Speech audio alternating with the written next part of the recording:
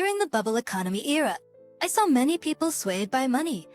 Even now, as a shareholder with an annual dividend of $100,000, I might not fully understand how to use money. Just my parents-in-law, who looked down on me as a poor pensioner and even talked of cutting ties, were in for a surprise when they learned the truth.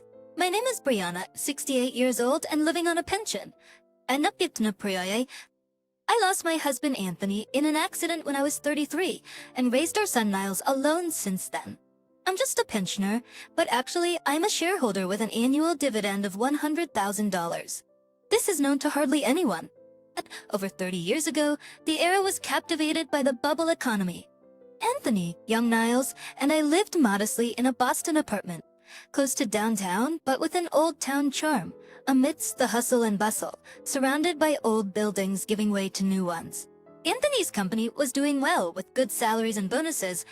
That was the time.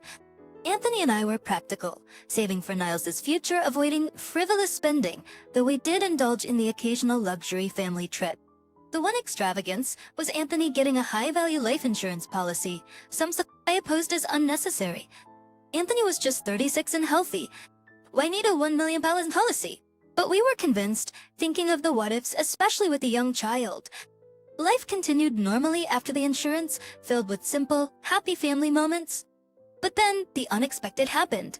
Anthony died in a car accident. The wealthy driver at fault offered a substantial settlement, combined with the insurance.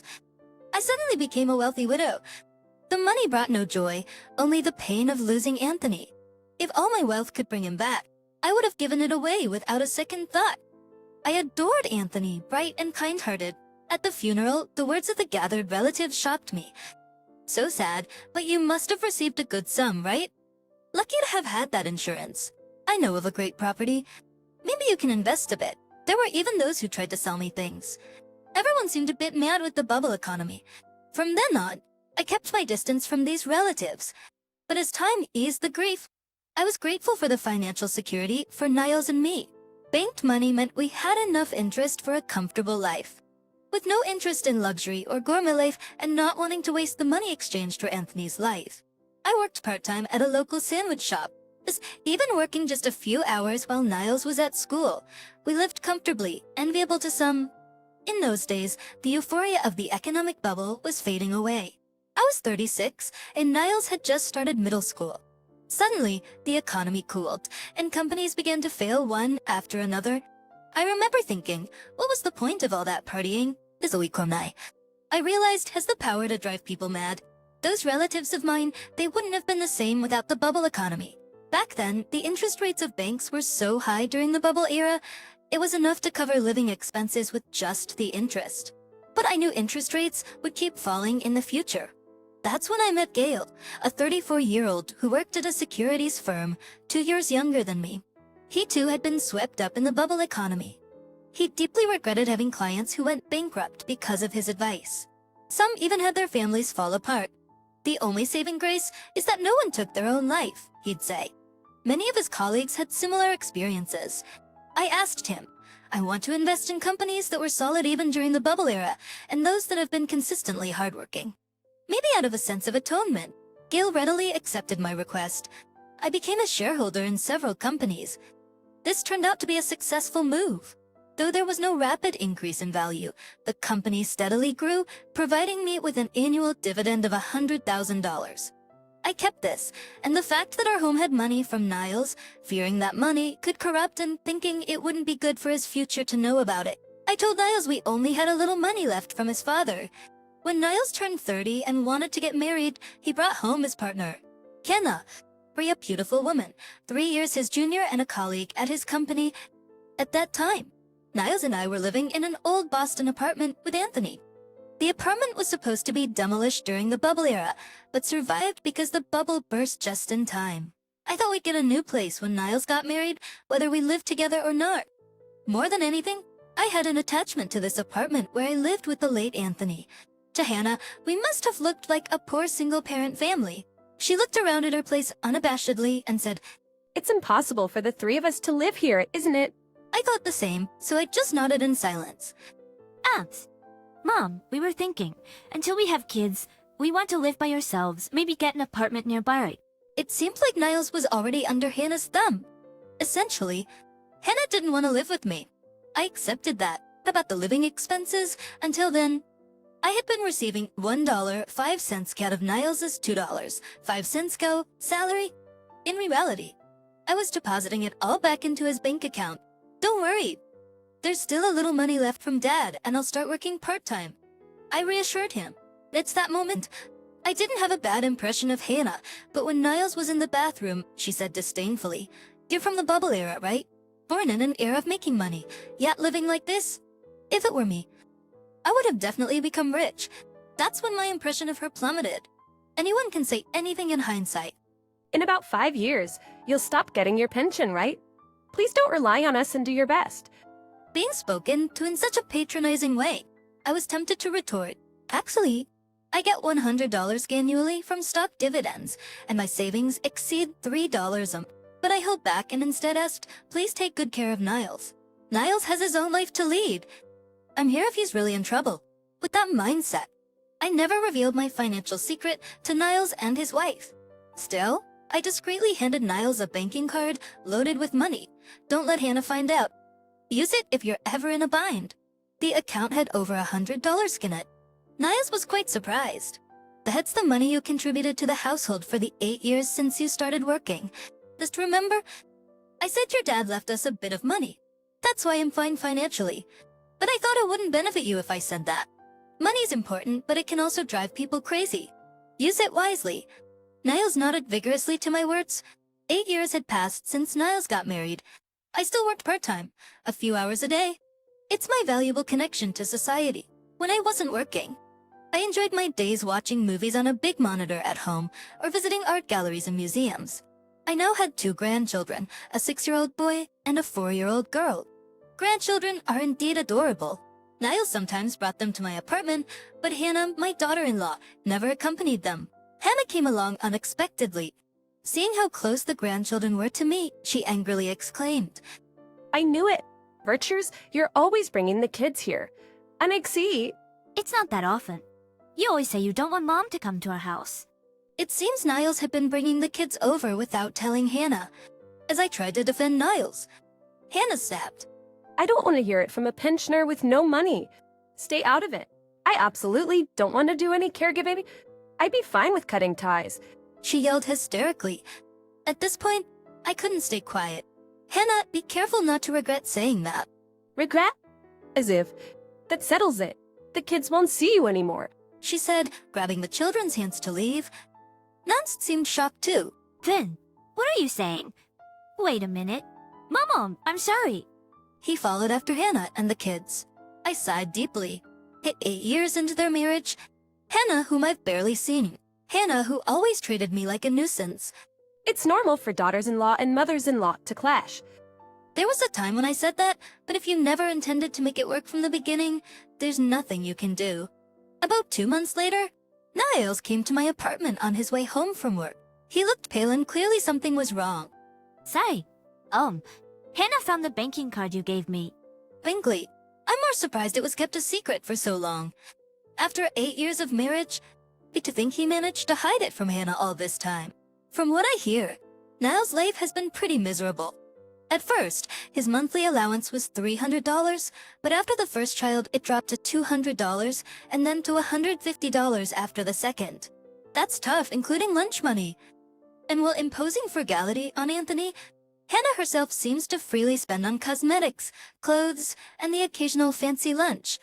By praxis, I started taking out a little from that savings every month to go drinking with colleagues or to buy new socks when mine got holes, since I couldn't get them otherwise. Hearing this, I almost cried for Niles.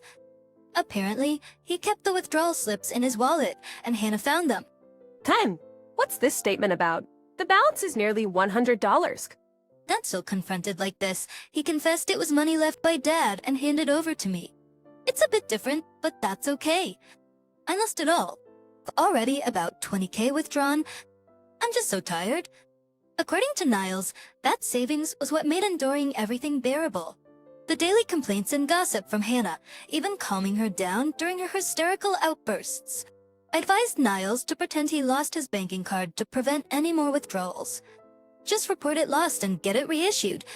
Then you don't have to worry about Hannah withdrawing money. Contact the bank as soon as possible. Bye. I was so shocked I couldn't think straight. Niles is, to put it nicely, calm and kind, but to put it bluntly, a bit too laid back.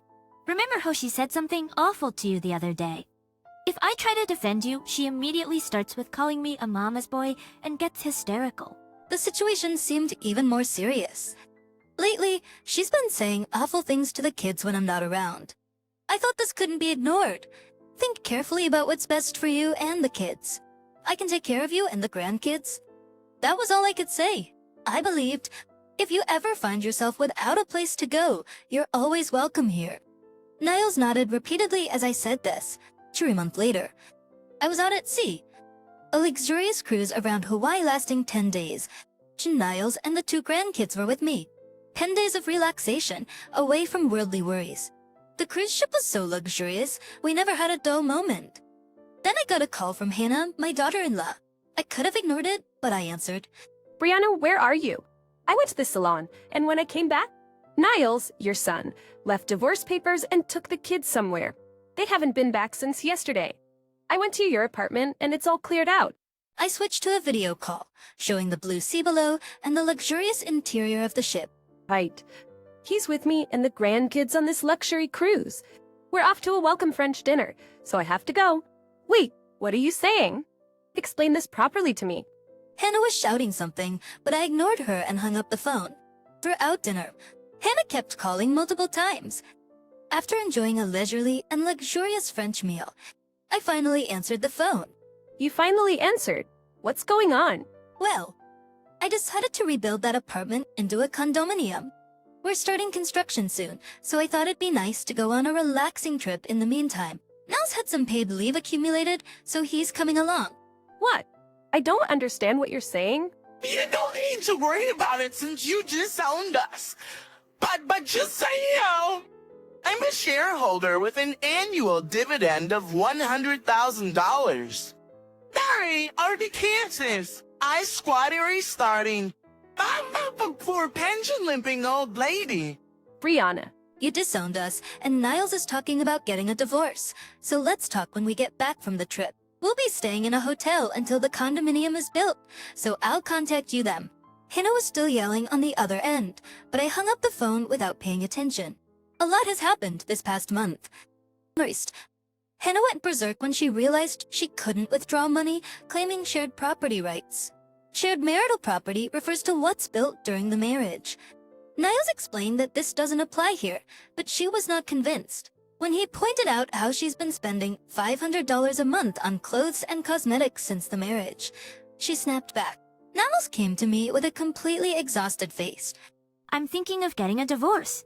He said quietly, "That sounds good. As for where you'll live, I was thinking of rebuilding this apartment into a condominium. Or maybe we should buy a high-rise apartment."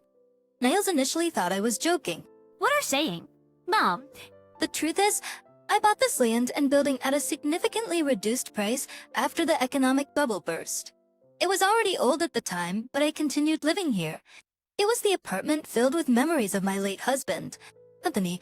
This is how I finally revealed my secret to Niles. I still don't know if it was the right thing to do. That man recess scratches. I didn't know what to do and couldn't waste the money I got in exchange for Dad's life. If I told Hannah from the start that we had money, maybe things would have been different. I think it was for the best. We couldn't live in luxury, but we never felt miserable. I had a normal student life. If I knew we had money, I might have messed up my life. I'm not smart. I thought differently, but it might have just been a misunderstanding. As for Hannah, maybe it was good to keep it hidden. A wife who's kind only when there's money and disowns when there's none. Isn't that just awful? Niles said this, looking a bit sad. After confiding in Niles, I felt a weight lifted off my shoulders. Niles preferred to live here if we were rebuilding, not in a high-rise. He's afraid of heights. I felt the same, so he immediately contacted the construction company. It wasn't a large plot of land, but I was happy we could live on this familiar land in the small condominium we could build, as on the appointed day, with a contrite face. Hannah visited us in a luxurious hotel room. Niles, the grandchildren, and I had just returned from a luxury cruise and were ready to move into the condominium. I've always lived modestly, never relying on having money. Luxury cruises and upscale hotels are a new kind of splurge for me. I guess I've earned a bit of indulgence. I'm spending my days going to zoos and aquariums with my grandkids, sometimes just relaxing with a sitter for them. Niles, commuting from the hotel to work, says it feels strange. Brianna, you're really wealthy all along, huh?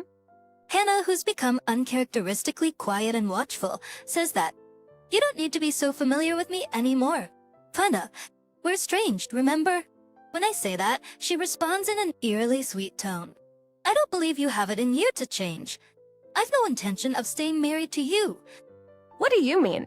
The kids need their mom. Trying to call the kids over to her side, they respond. Hannah freezes as our 6-year-old grandson says that. That, but in comment sections. All of you are against me. I won't let you divorce me. I'd expected her to say something like that. "If that's your decision, we'll get a lawyer and fight this. We'll demand you repay all of Niall's savings you took." Stumped for words, Hannah finally sighs and says, "No matter how much money it costs, I will win the divorce in custody. But if you sign the divorce application now, I will not claim the money you spent."